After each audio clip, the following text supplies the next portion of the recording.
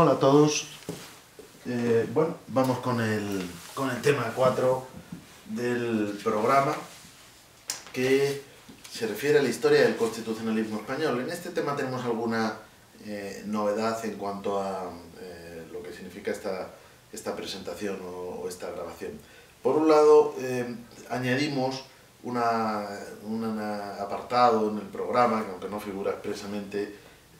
me parece muy importante, que sería un apartado previo que vamos a titular Las grandes corrientes del constitucionalismo occidental, el marco del constitucionalismo español. No tiene sentido, ni podríamos entrar a analizar el constitucionalismo español sin antes pues, hacer una valoración de cuáles son esas grandes corrientes que nos van a servir de marco para luego entender dónde se ubica el constitucionalismo español, cuáles son sus principales influencias y finalmente ya en temas posteriores entrar en nuestra Constitución de 1978, que a su vez pues, se sitúa dentro del marco concreto del constitucionalismo. Esa sería la primera novedad. La segunda, lo que tiene que ver con el análisis de cada una de las constituciones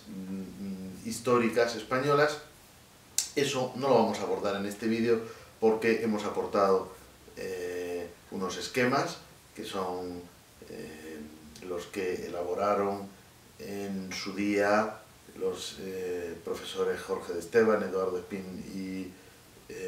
Javier García Fernández, entre otros, en una obra que se titula precisamente así, Esquemas del Constitucionalismo Histórico Español, que es la que seguiremos como material de referencia para este tema, sin perjuicio de otra bibliografía que también vamos a recomendar en términos de una mayor ampliación, pero como material básico para seguir el tema serían unos esquemas. Como estos esquemas están aportados ya como material de la asignatura, del curso, de la materia, pues lógicamente no me voy a entretener aquí en un comentario pormenorizado, una por una de cada una de las constituciones, sino que lo que haré será un balance general marcando las constantes de lo que ha sido la historia de nuestro constitucionalismo, y sí que enfatizaré por la importancia de algunos textos constitucionales que han sido los hitos básicos. Por lo tanto, como digo, esa parte de la lección va a seguir, digamos, un ritmo diferente y una dinámica diferente, pero sin olvidar que tenemos ese material de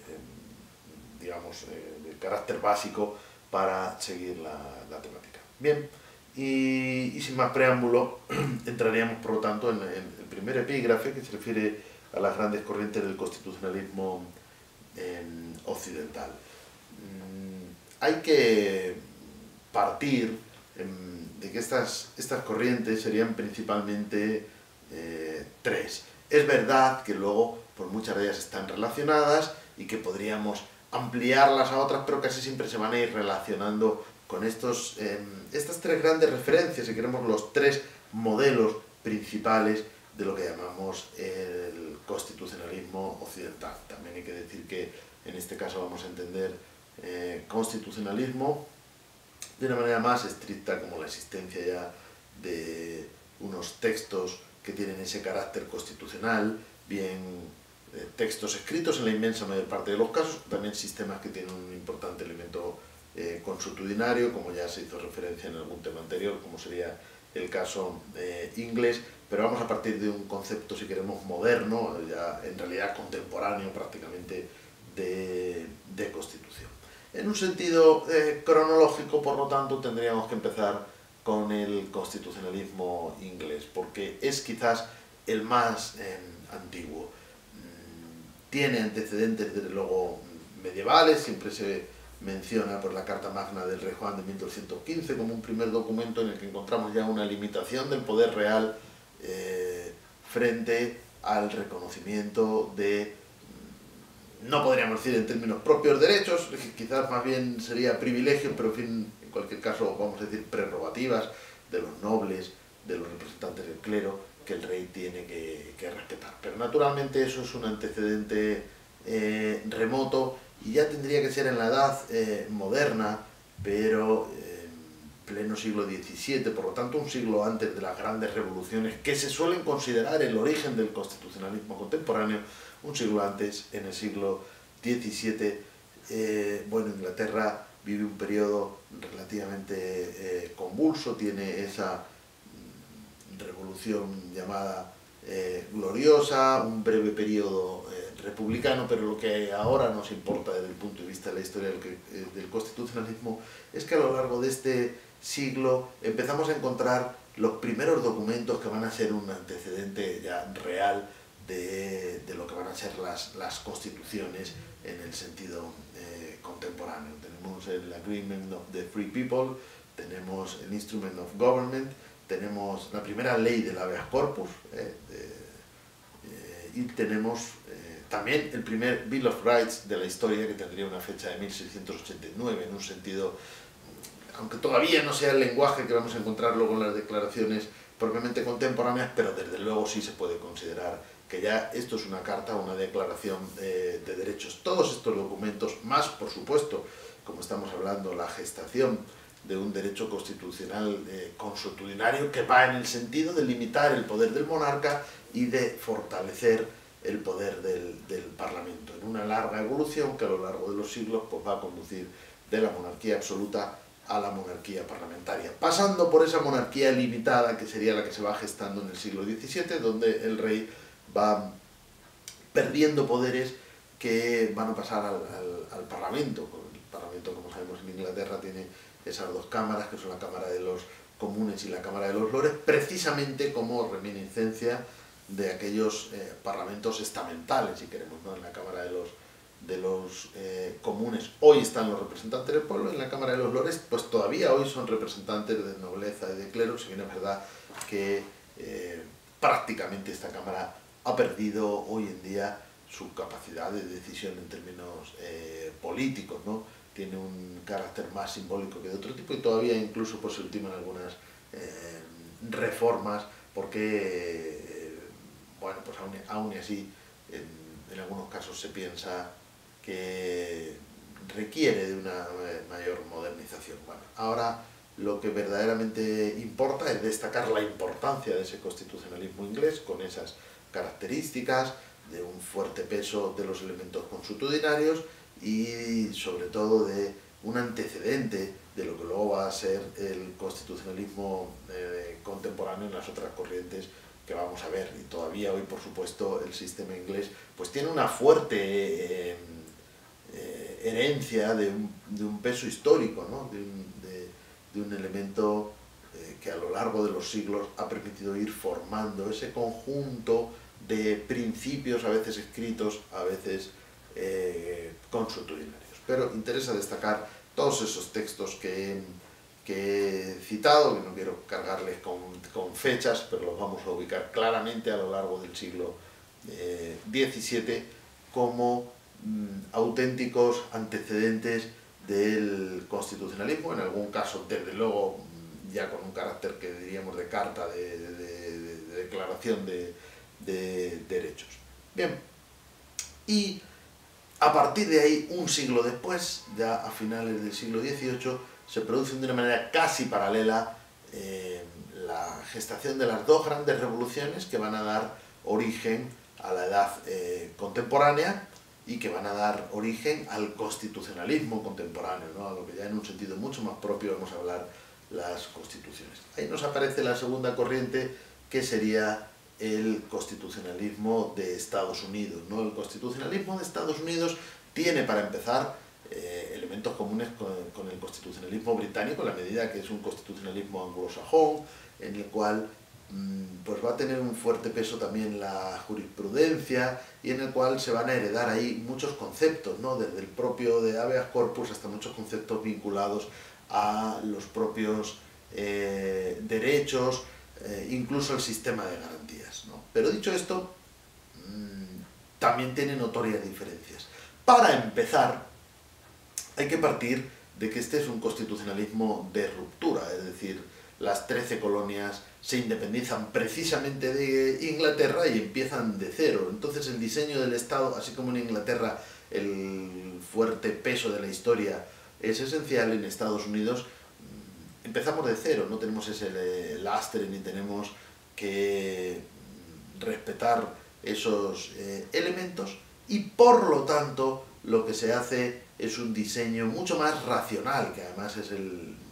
digamos, la corriente ideológica y filosófica dominante en el siglo XVIII, el racionalismo. Un diseño racional significa bien, vamos a mantener la idea de la separación de poderes, ¿no?, que procede de Inglaterra, como veremos en algún tema posterior también, pero naturalmente con diferencias.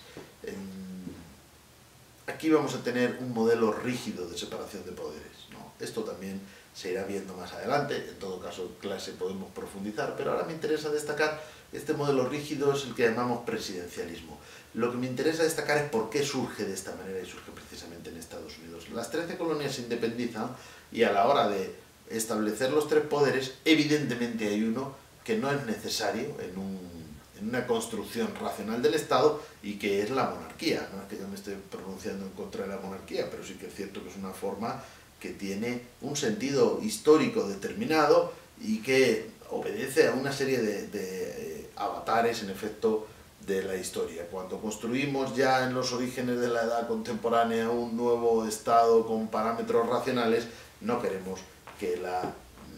jefatura del Estado sea hereditaria,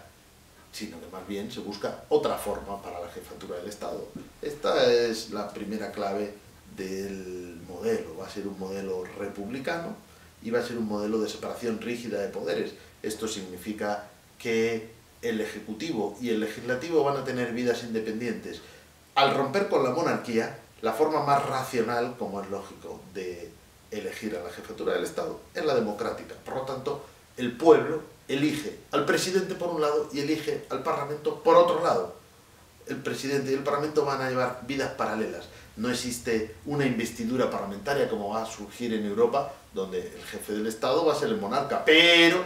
precisamente en la medida en que la monarquía va pasando a ser monarquía parlamentaria y el rey va perdiendo su poder de decisión política, emerge una segunda figura de gran importancia, que es la del presidente del gobierno, ya se llame primer ministro, ya se llame canciller como en Alemania, o se llame presidente del gobierno como en España. En realidad, esa, con el paso de los años, con la evolución histórica, va a pasar a ser la figura relevante del poder ejecutivo. Esa es la manera que tuvo el modelo monárquico, digamos, de racionalizarse, ¿no?, de introducir un elemento democrático en el poder ejecutivo. En el modelo presidencialista nada de esto era necesario, por eso hay un ejecutivo encabezado por el presidente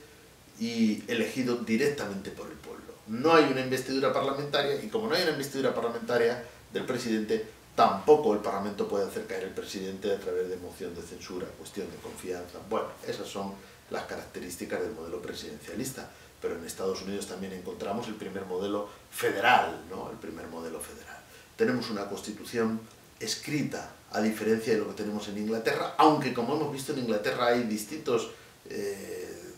textos que podríamos llamar constitucionales y que están escritos, como todos los que he mencionado hace unos minutos. Pero en Estados Unidos encontramos ya la primera constitución, la Constitución Federal. Previa a esta Constitución Federal había declaraciones de derechos en algunas de las 13 colonias. La más famosa fue la Declaración de Derechos del Buen Pueblo de Virginia, que algunos consideran que quizás en sentido técnico propio, contemporáneo de la palabra, sea la primera declaración de derechos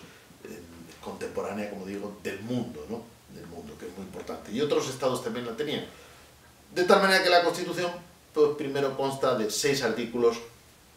es una Constitución muy breve, que regula solamente los poderes del Estado. Pero luego, muy pronto, se aprueban las 10 primeras enmiendas, que son las que contienen, en efecto, el Bill of Rights, es decir, la Declaración de Derechos de la Constitución de Estados Unidos, es decir, la Declaración de Derechos Federal. Luego ha habido muchas otras enmiendas, tampoco muchísimas, porque las reformas han sido escasas en un sistema que ha evolucionado mucho más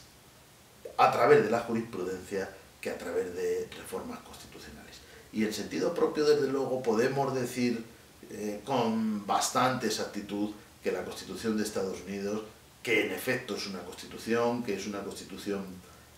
de un Estado soberano, que se acaba de construir en 1787, que es cuando se aprueba por la precisamente federación de 13 colonias, y diríamos que probablemente, aunque todo esto puede admitir interpretaciones y dudas, pero probablemente y en sentido propio, es la primera constitución escrita del mundo y permanece en vigor. Por lo tanto, es el Estado, los Estados Unidos de América, que tienen a día de hoy todavía la constitución más antigua del mundo, ¿no? Tiene, por supuesto, pues más de 2 siglos, a lo largo de los cuales hay que volver a insistir en la importancia de la jurisprudencia, que ha sido la que ha ido permitiendo esa evolución, y por lo tanto el derecho constitucional en Estados Unidos no solamente es el breve texto de la Constitución con las enmiendas, sino toda esa jurisprudencia. Bien, y la tercera de las corrientes sería el constitucionalismo francés, de una manera, como digo, prácticamente paralela a la independencia de las 13 colonias. Se va a producir la Revolución Francesa, fue, como todo el mundo sabe, en el año 1789, y ahí encontramos un nuevo modelo, porque a diferencia del caso inglés, donde hubo una evolución, como hemos visto a lo largo de toda la Edad Moderna, con un momento crítico, si queremos revolucionario, pero en un sentido menos dramático, menos drástico, menos rupturista que el francés. Tuvieron su revolución, la gloriosa, en el siglo XVII, pero en Francia hay una ruptura con el modelo anterior. Es verdad que la revolución se inicia con la convocatoria de Estados Generales, que era una institución que ya existía, como en Inglaterra, como en los reinos de León, de Castilla, de Navarra, de Aragón, los parlamentos en definitiva, pero que en Francia habían dejado de convocarse exactamente entre 1614 y 1789, casi 2 siglos, casi toda la edad moderna, si nos damos cuenta. Pero estos Estados Generales pronto dejan de sentirse los herederos de aquella institución de origen medieval para autoproclamarse asamblea nacional, que sería la encargada de elaborar la Constitución, una asamblea constituyente, por lo tanto, donde la representación ya tiene unos parámetros totalmente distintos a la representación medieval. De esto hemos hablado en algún otro tema, la diferencia entre la representación medieval, que se basaba en parámetros de derecho privado, y la representación contemporánea, que es estrictamente representación política. Eso significa que el Parlamento representa a la nación como entidad abstracta, es una representación en bloque, como conjunto, es un órgano que va a permitir a la nación expresar su voluntad, y además ya esta representación se va a articular con criterios políticos, ideológicos, es decir, no con un criterio básicamente territorial, sino con un criterio político donde van a aparecer, aunque ya también tenían sus antecedentes en Inglaterra, pero van a